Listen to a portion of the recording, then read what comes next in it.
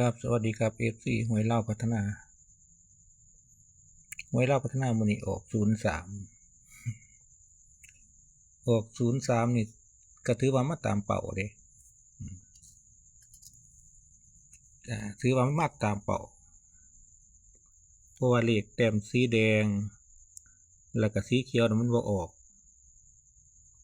แต่ว่าออก03นี่บ่ได้วงกลมไว้แต่มีสิทธิ์ออกได้ซึ่งคัน FC ติดตามประจำก็สิรู้ว่าเลขนี้มันสิออกอยู่หลักนี่หลัก0หลัก3หลัก5แล้วก็หลัก8นะที่นี่8หยังเฮาก็ไล่เอานี่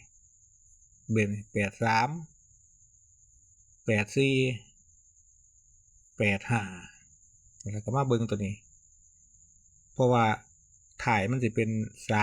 4 5เฮาก็มาไล่เอานี่03 04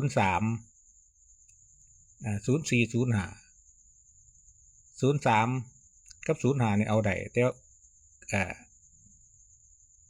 04มันแต้มไปแล้วบ้านเฮาก็มาเบิ่งหลักนี่